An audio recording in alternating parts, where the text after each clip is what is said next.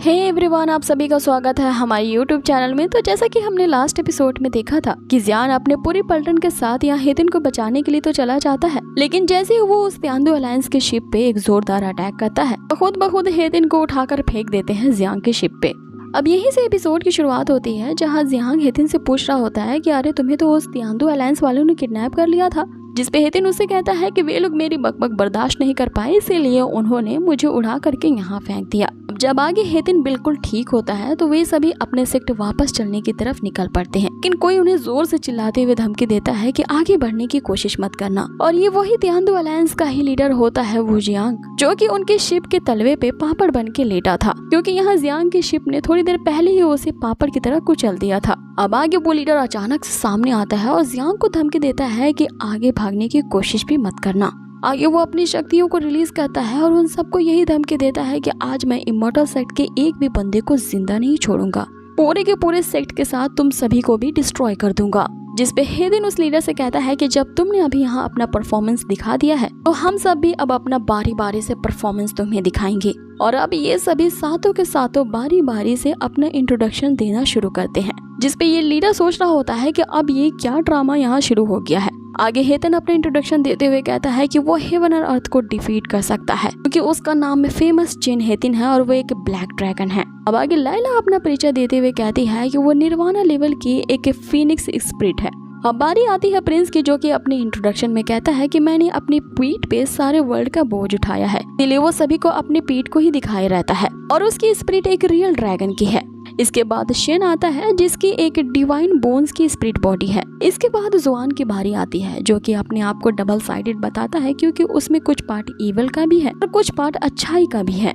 अब आगे बारी सात्सुकी की आती है, जो अपना इंट्रोडक्शन देते हुए बताती है कि वो अपने ग्रीन फेदर से इमॉर्टैलिटी को प्राप्त करना चाहती है। और लास्टली यहाँ पे जिनार आती है और इसके बाद ये सातों मिल करके यहाँ एक ही बात कहते हैं कि हम सभी इमॉर्टल सेक्ट से बिलोंग करते हैं और अपने मास्टर यानी कि जियांग के ही ऑर्डर को फॉलो करते हैं। और ये लोग अब अपना परफॉर्मेंस शुरू करते हुए एक साथ ही चिल्लाते हैं कि वो आज इस त्यांदु अलायंस के लीडर को खत्म करके ही रहेंगे। अब इनका यहाँ ड्रामा देख करके जियांग भी सोच रहा होता है कि ये इन्होंने कब सीखा और इस तरह की इंट्रोडक्शन देने की प्रैक्टिस इन्होंने कब की थी। अब आगे ये सातों मिल करके अपने उसी पॉपुलर 7 स्टार शॉर्ट फॉर्मेशन को रिलीज करते हैं, ताकि उस लीडर वो जियांग का सामना कर सके। अब आगे उनकी एक बहुत बड़ी फॉर्मेशन क्रिएट हो जाती है, जिसपे अटैक वो जियांग का फॉर्मेशन करता है, लेकिन इन सभी का फिजिकल अटैक यहाँ पे यूजलेस होता है। इसीलिए जो लाइला होती है यहाँ पे एक एरे जनरेट करने का फैसला करती है और आगे जो उसकी फीनिक्स बर्ड होती है इसका यूज करके वो उस ओल्ड मैन पे अटैक करती है, जिसपे वो लीडर कहता है कि तो चलो आज देख ही लेते हैं तुम सभी बंदों में कितनी ज्यादा पावर है, लेकिन अनफॉर्चुनेटली तुम सभी को आज यहीं मरना होगा। अब आगे वो अपने फॉर्मेशन से ऐसी 4 फायर बॉल रिलीज करता है, जो तेजी से इनकी तरफ ही बढ़ रही होती है, जिसे देखते ही ये सभी अपने उस फॉर्मेशन को चेंज करते हैं, एक ब्लैक ड्रैगन टायरेंट बॉडी में बदल लेते हैं। अब इनकी ये जो फॉर्मेशन होती है वो उस फायर बॉल को अपने अंदर एब्जॉर्ब कर लेती है। ये देख के वो लीडर भी दंग रह जाता है कि आखिर इतने बड़े अटैक को ये लोगों ने आसानी से एब्जॉर्ब कर लिया। अब इस पे वे सातों एक साथ एक ही बात कहते हैं कि हमारी ये जो 7 स्टार की शॉर्ट फॉर्मेशन है ये सिर्फ दिखने में ही खूबसूरत नहीं बल्कि पावरफुल भी है। लेकिन वो बुढ़ा वहीं पे नहीं रुकता, वो अब अपनी सबसे पावरफुल अटैक को वो समन करता है, जो कि एक वेस्टर्न गॉड की ग्लोरी से उसे मिली होती है। उसकी इस अटैक को देख करके तो जियांग की यहाँ हवा ही टाइट हो जाती है और वो अपने मन में सोच रहा होता है कि ये आखिर बुढ़ा किस तरह का साइकोपैथ है। आगे इस मूव को देख करके यहाँ डीन उसकी कल्टीवेशन लेवल के बारे में बताते हैं कि ये बंदा तो गोल्डन एलिक्सर स्टेज से भी एक्सीड कर चुका है और इसकी इस मूव का सामना कर पाना इतना आसान नहीं होगा। तभी हम प्रिंस को देखते हैं कि वो सभी के साथ ये डिस्कस करता है कि अब फाइनली वो टाइम आ गया है जब हम अपने उस ट्रिक को यूज करेंगे, जिसका अब तक हमने कभी भी यूज नहीं किया है। फिर जियांग यहाँ सोचने लगता है कि आखिर तुम लोग किस ट्रिक की बात कर रहे हो और मैं इस ट्रिक के बारे में क्यों नहीं जानता। अरे मैं तुम्हारा मास्टर हूँ, इसमें मुझे भी तो शामिल करो। आगे वो अपनी इसी ट्रिक का यूज करते हैं, जो कि 7 स्टार की ग्रेट पावर होती है। अब आगे यहाँ जियांग सोच रहा होता है कि उसने तो कभी इस ट्रिक के बारे में इन लोगों को नहीं सिखाया, तो आखिर इन्हें कैसे पता चला। तभी जियांग की सिस्टम यहाँ ओपन होती है और उसे बताती है कि 5 स्टार समनिंग के रिक्वेस्ट को रिसीव कर लिया गया है। इसके कारण यहाँ जियांग को अब एबिलिटी मिल जाती है कि वो इस जगह पे अपने क्रैब ड्रैगन को समन कर सकता है। जियांग भी इसे अलाउ कर देता है और अब वो सिस्टम से ही पूछ रहा होता है कि मैं इनके साथ इन्वॉल्व नहीं हूँ इस फाइट में, तो तुम आखिर इनके साथ कैसे इन्वॉल्व हो सकती हो। अब आगे वे सभी सातों के सातों उसी क्रैब ड्रैगन की बॉडी के अंदर इंटर कर जाते हैं सेफ्टी के लिए, जिसे जिनार कंट्रोल करते हुए मूव करने लगती है। अब यहाँ वो लीडर उनसे कह रहा होता है कि तुम चाहे किसी के भी अंदर छुप जाओ, मौत से नहीं बच पाओगे। अब अपने उस विशालकाय अटैक को वो स्क्रैप ड्रैगन पे करता है, जिसे वो क्रैब ड्रैगन आसानी से डॉज कर लेता है। आगे हम देखते हैं कि उस लीडर द्वारा एक पे एक किए जा रहे अटैक को क्रैब ड्रैगन हर तरह से डॉज कर रही थी और अब फाइनली अटैक करने की इनकी बारी आती है, जहां ये सभी एक साथ तैयार हो जाते हैं और ये सीन बिल्कुल पावर रेंजर्स की तरह लगता है। आगे ये सभी मिल करके उस लीडर पे ऐसा अटैक करते हैं कि इस फाइट में इन सभी की ही जीत होती है और उनकी इस शानदार विक्ट्री को देख करके डीन के मुंह से बस यही निकलता है कि फाइनली उसने इमॉर्टल सेक्ट के शानदार बैटल को आज एक्सपीरियंस कर लिया है और इस सेक्ट के इस पोटेंशियल के साथ तो वो पूरे वर्ल्ड को ही जीत सकता है। अब आगे जैसे वो लीडर वहाँ डिस्ट्रॉय होता है, यहाँ जियांग को वही अजूरा ड्रैगन कीज में से एक और की मिल जाता है। अब यहाँ 5 चाबियों में से टोटल यहाँ 3 चाबियां जियांग के पास कलेक्ट हो चुकी थी और सिर्फ 2 ही को ढूंढनी बाकी हैं। अब आगे यहाँ सीन चेंज होता है और हमें उन्हीं 2 जनरल्स को देखते हैं। यहाँ पे एक जनरल प्रिंस का होता है तो दूसरा जनरल सात्सुकी का होता है। ये दोनों जनरल्स के बीच यहाँ बहसबाजी शुरू हो जाती है क्योंकि दोनों जनरल्स अपने अपने महाराज और महारानी की तारीफें करने लगते हैं। अब प्रिंस का जनरल उस सात्सुकी के जनरल से पूछता है कि आखिर तुम यहाँ पे क्या कर रहे हो, जिसके बारे में वो बताता है कि मैंने सुना है कि हमारी महारानी जिस सेक्ट में रहती हैं, उस इमॉर्टल सेक्ट ने हाल ही में तियांदु अलायंस को पूरी तरह से डिस्ट्रॉय कर दिया है। तो तुम्हें क्या लगता है कि इसके बारे में हमें खबर नहीं पहुंचेगी? और मैं अपने ही किंगडम के बिहाफ में आज आया हूँ अपनी महारानी के लिए एक गिफ्ट लेकर के, ताकि वो इमॉर्टल सेक्ट के हेडमास्टर जियांग के साथ नेगोशिएशन कर ले और वो उनके पैलेस की ओनरशिप में आ जाए। इसीलिए वो यहाँ के हेडमास्टर के लिए भी गिफ्ट्स लाया है।